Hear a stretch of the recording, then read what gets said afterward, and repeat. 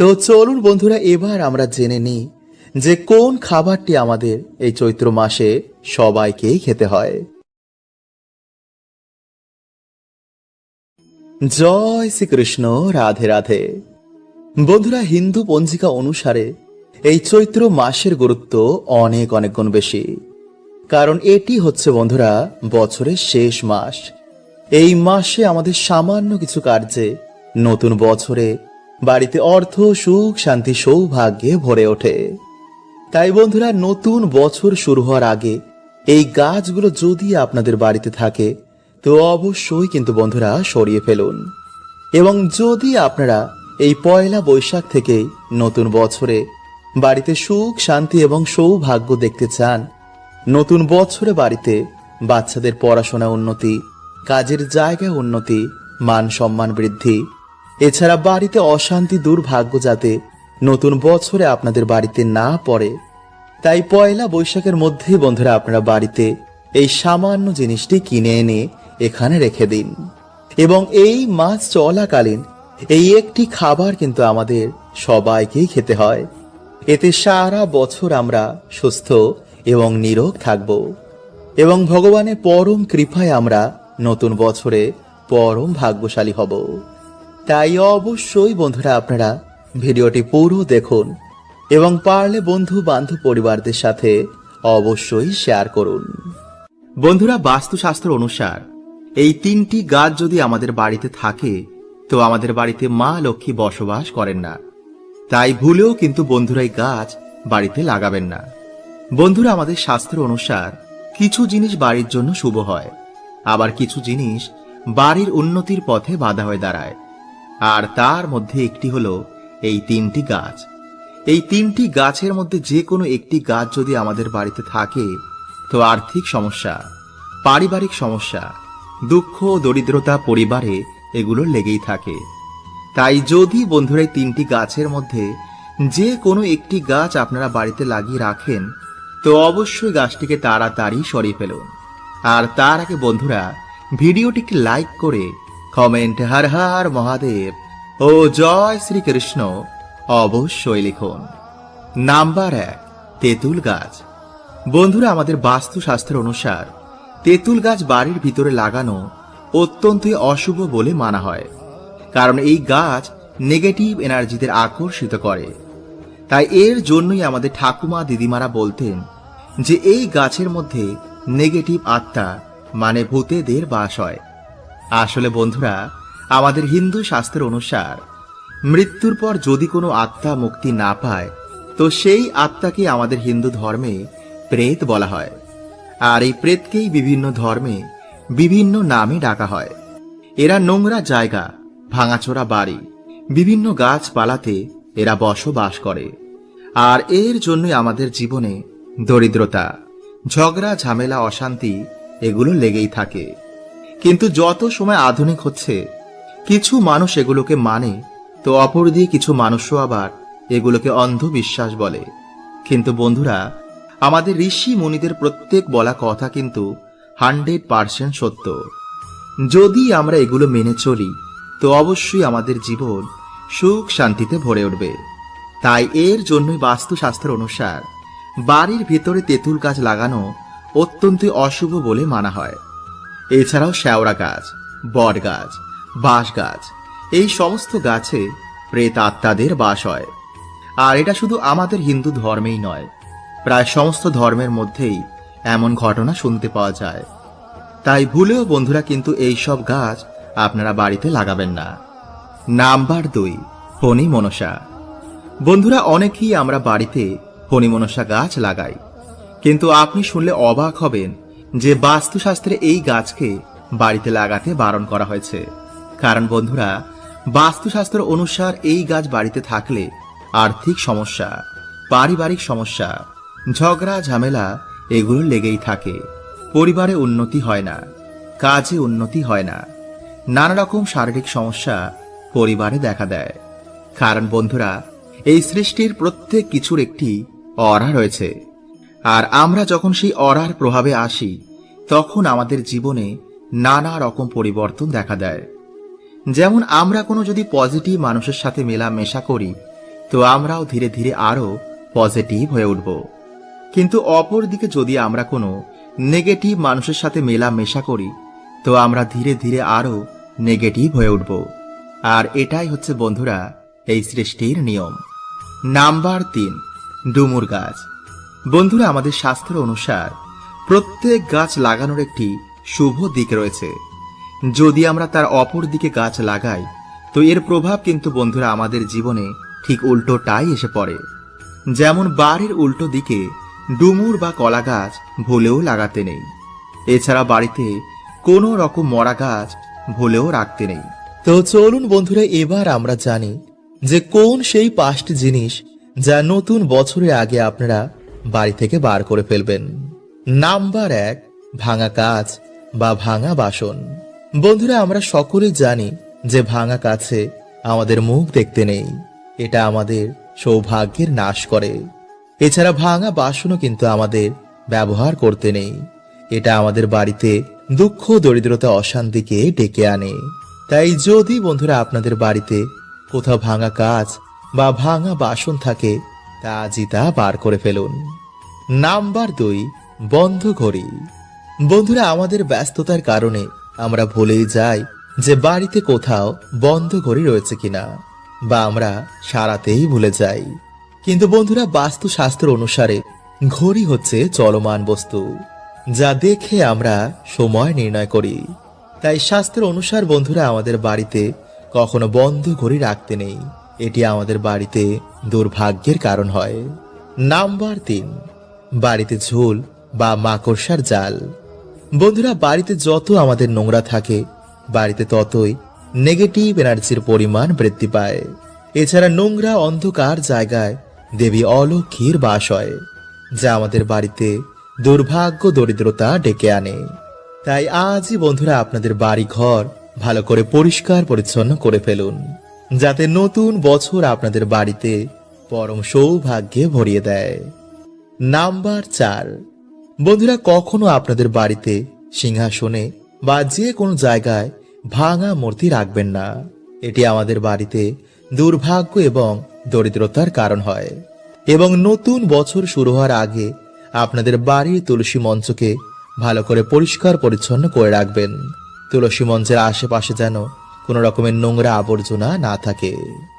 Number 5, বন্ধুরা, আপনাদের বাড়ির মুখ্য দরজার সামনে কখনো নোংরা আবর্জনা রাখবেন না। প্রধান দরজাকে সর্বদা পরিষ্কার পরিচ্ছন্নই রাখবেন, কারণ মুখ্য দরজা যদি নোংরা থাকে বা দরজার সামনে যদি ছেঁড়াপাটা জুতো, কাগজপত্র, আবর্জনা বা পুরনো জিনিসপত্রে ভরা থাকে, সেই বাড়িতে কখনো মা লক্ষ্মী প্রবেশ করেন না। তাই আজই বন্ধুরা আপনারা জুতো বা চপ্পল বাড়ির দক্ষিণ পশ্চিম দিকে আপনারা কি তাকের মধ্যে রাখবেন। দেখবেন যে অবশ্যই বন্ধুরা আপনাদের বাড়িতে মা লক্ষ্মীর কৃপায় নতুন বছরে পরম সৌভাগ্য, ধন দৌলত এবং সুখ শান্তিতে ভরে গেছে। বন্ধুরা, আমাদের হিন্দু শাস্ত্রে এই ময়ূরের পালকের এক বিশেষ মাত্রা রয়েছে। জ্যোতিষ শাস্ত্র অনুসার যে স্থানে ময়ূরের পালক থাকে, সেখানে কখনো গ্রহের খারাপ প্রভাব পড়ে না। পুরাণেও ময়ূরের পালক নিয়ে বিভিন্ন উপায়ের কথা বলা হয়েছে। আয়ুর্বেদেও ময়ূরের পালক নিয়ে এটি বলা হয়েছে যে কিভাবে ময়ূরের পালক বাড়ি থেকে রোগ ব্যাধি দূর করে। সাথে ভগবান শ্রীকৃষ্ণ এই ময়ূরের পালকের অনেক প্রশংসা করেছেন এবং তিনি তা নিজের মুকুটে সর্বদাই ধারণ করেন। ময়ূরের পালক ছাড়া তিনি কখনো কোথাও যান না। তাই ভগবান শ্রীকৃষ্ণ বলেন যে ময়ূর হচ্ছে সুখ, শান্তি, সমৃদ্ধির প্রতীক। ময়ূরের পালক মানুষকে সমস্ত রকম নেগেটিভ ঊর্জা থেকে রক্ষা করে, ফলে সহজেই মানুষের জীবনে সুখ শান্তি ফিরে আসে।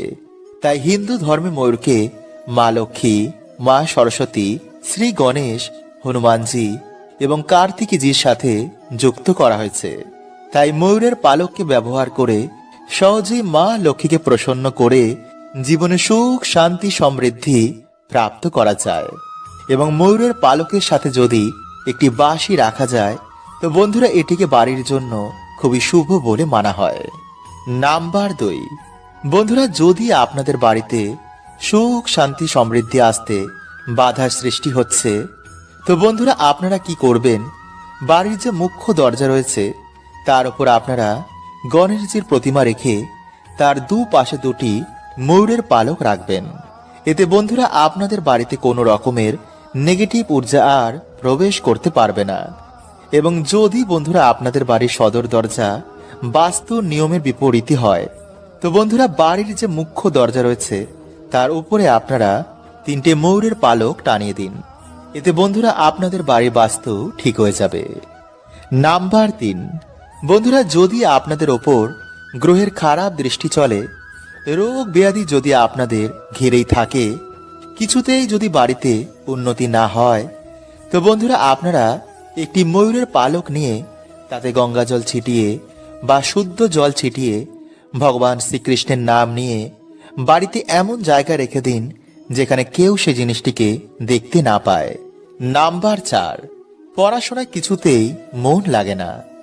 বন্ধুরা যাদের পড়াশোনায় একদমই মন বসছে না বা পড়া মুখস্থ থাকছে না, তারা কি করবেন, একটি ময়ূরের পালক নিয়ে তাতে গঙ্গা জল ছিটিয়ে মা সরস্বতীর পায়ের কাছে রেখে দিন।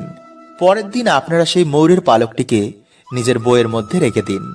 এতে আপনাদের পড়াতে অবশ্যই মন বসবে। নাম্বার 5, যাদের বাড়িতে ছোট বাচ্চা বা কারোর ওপর নজর বারবার লাগে, তারা বালিশের নিচে একটি ময়ূরের পালক রেখে রাতের বেলায় ঘুমিয়ে পড়ুন। পরের দিন আপনারা সেই ময়ূরের পালকটি নিয়ে গিয়ে কোনো প্রবাহমান জলাশয়ে ভাসিয়ে দিন। নাম্বার 6, শত্রুনাশ। বন্ধুরা কেউ যদি আপনাদের পিছনে বারবার লাগছে, তো মঙ্গলবার দিন আপনারা হনুমানজির মাথার সিঁদুর নিয়ে সেই ময়ূরের পালকে লাগিয়ে দিন। সকালে স্নান করেই সেই শত্রুর নাম নিয়ে আপনারা কোনো জলাশয়ে ভাসিয়ে দিন।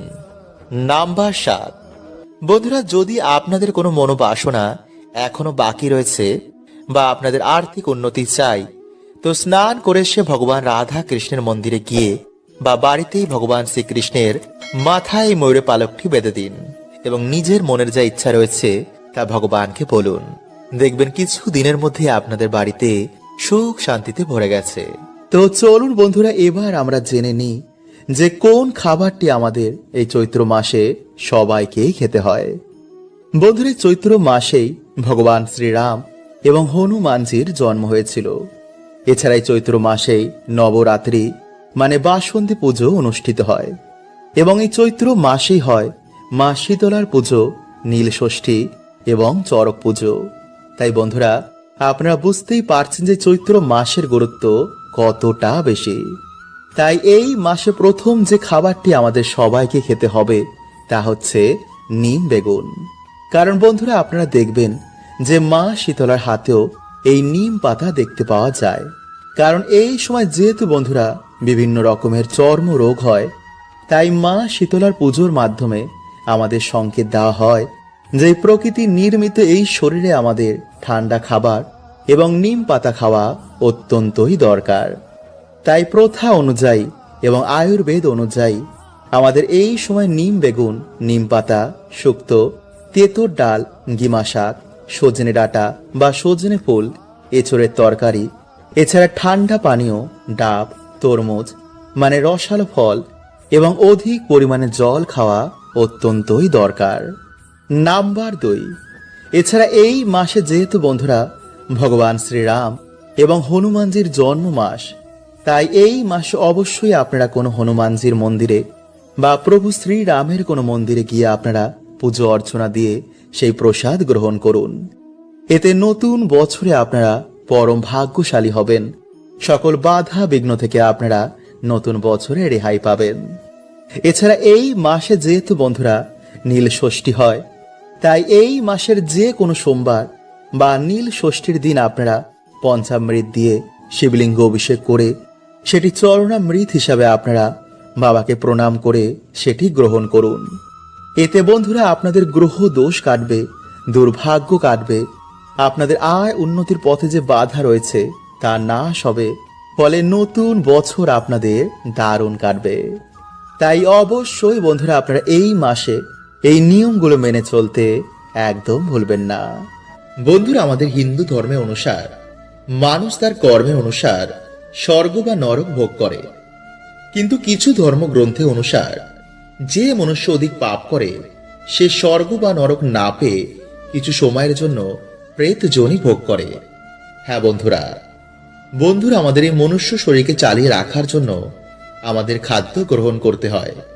কিন্তু আপনারা কি জানেন যে প্রেত জনিতে প্রেতেরা কি খাদ্য গ্রহণ করে এবং আমাদের কোন খাবারের ওপর প্রেতেদের অধিকার হয়? বিছানায় বসে খাওয়া কি শুভ নাকি অশুভ? এই সকল প্রশ্নের উত্তর বন্ধুরা আজকের এই ভিডিওতে জানবো। তাই অবশ্যই বন্ধুরা ভিডিওটি পুরো দেখবেন। তো নমস্কার বন্ধুরা, আমি রাজু আর আমাদের চ্যানেলে আপনাদের স্বাগত। তার আগে বন্ধুরা ভিডিওটি একটি লাইক করে কমেন্টে হর হর মহাদেব ও জয় শ্রীকৃষ্ণ অবশ্যই লিখুন।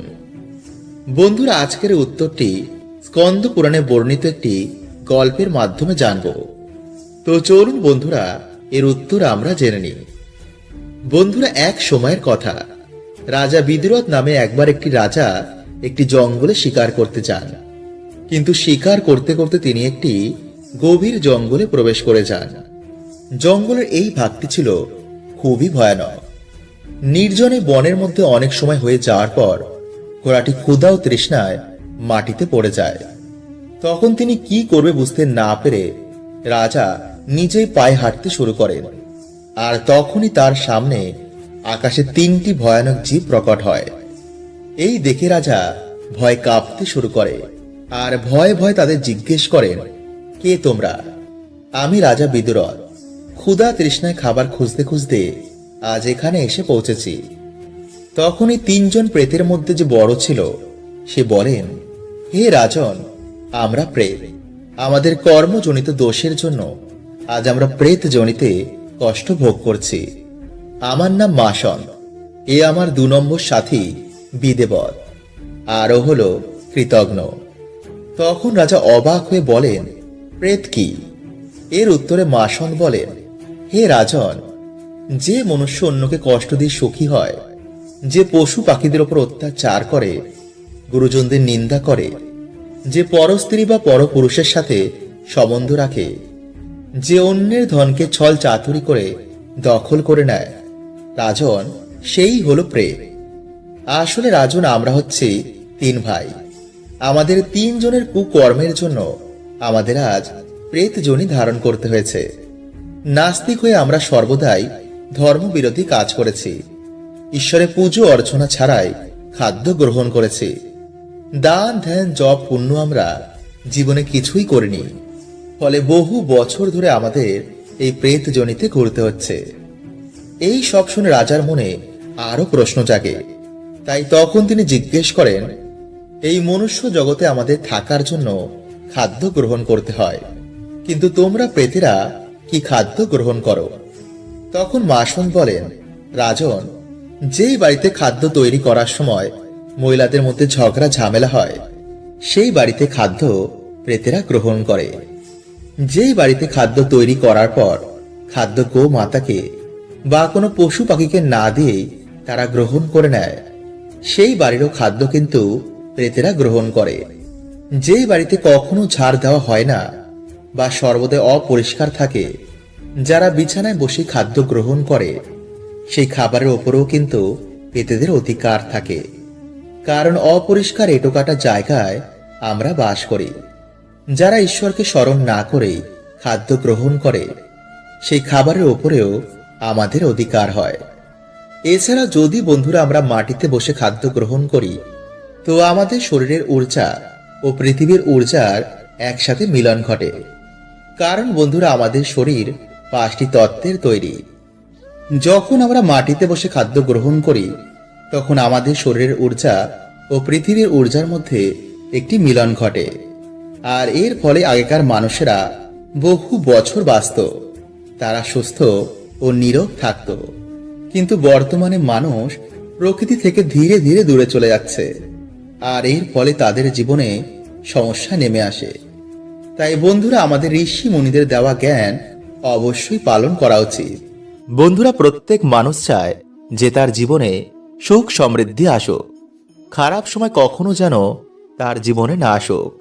কিন্তু বন্ধুরা এমনটা সম্ভব নয়, কারণ আমাদের জীবনে সুখ দুঃখ গোল গোল ঘোরে। সুখ চলে যাওয়ার পর দুঃখ আসে, আবার দুঃখ চলে যাওয়ার পর সুখ ফিরে আসে। হ্যাঁ বন্ধুরা, আমি জানি যে দুঃখের সময় কাটানো অনেকই কষ্টকর হয়, কিন্তু এই সময় কিছু এমন সংকেত প্রাপ্ত হয় যা দেখে আপনি সহজেই বুঝতে পারবেন যে আপনার ভালো সময় কখন আসতে চলেছে। হ্যাঁ বন্ধুরা, তাই অবশ্যই ভিডিওটা পুরো দেখবেন।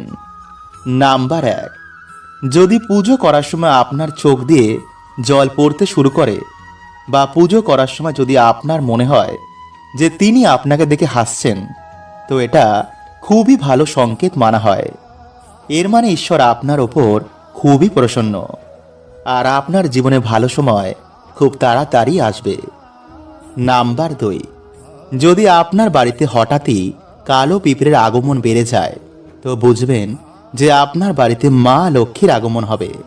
ফলে টাকা পয়সা জনিত কোনো রকম সমস্যা আপনার জীবনে আর থাকবে না। তাই অবশ্যই বন্ধুরা পিঁপড়েদের প্রণাম করে আটাতে চিনি মিশিয়ে তাদের খেতে দিন। নাম্বার 3, যদি আপনার বাড়িতে বারবার কুকুর, বিড়াল, গরু, হনুমান এমন জীবের আসতে শুরু করে, বা যদি হনুমান এসে আপনার বাড়ি থেকে কোনো খাবার নিয়ে যায়, বা যদি গোমাতা এসে আপনার বাড়ির সামনে দাঁড়িয়ে পড়ে, বা যদি আপনার বাড়িতে কুকুর বিড়ালেরা বাচ্চা জন্ম দেয়, বা যদি চড়াই পাখি আপনার বাড়িতে বাসা বাঁধে, তো এটা খুবই ভালো সংকেত মানা হয়, কারণ আপনার বাড়িতে কোনো পজিটিভ এনার্জির বাস রয়েছে। এর কারণে এরা ছুটে ছুটে আপনার বাড়িতে চলে আসে। নাম্বার 4, যদি আপনার ঘুম ভোর 3টে থেকে 5টার মধ্যে ভেঙে যায়, তো ভাববেন আপনি খুবই ভাগ্যবান, কারণ ব্রহ্ম মুহূর্তে আপনার বাড়িতে কোনো দেব দেবীর আগমন হয়, আর তিনি এসে আপনাকে ঘুম থেকে তুলে দেন। যদি আপনি ঘুম থেকে উঠে সেই সময় জপ তপ করেন, তো আপনার জীবন খুব তাড়াতাড়ি পরিবর্তন হবে। নাম্বার 5, যদি আপনার বাড়িতে হঠাৎই বাচ্চাদের আগমন বেড়ে যায়, বা যদি বাচ্চারা আপনাকে দেখেই একগাল হাসি দেয়, তাহলে ভাববেন আপনার সাথে ঈশ্বরের আশীর্বাদ রয়েছে, কারণ ছোট ছোট বাচ্চারা ঈশ্বরকে দেখতে পায়, তাই আপনার দিকে তাকিয়ে তারা একগাল হাসি দেয়। নাম্বার 6, যদি আপনার বাড়িতে একই জায়গায় 3টে টিকটিকি দেখতে পান, তো এটা খুবই শুভ মানা হয়।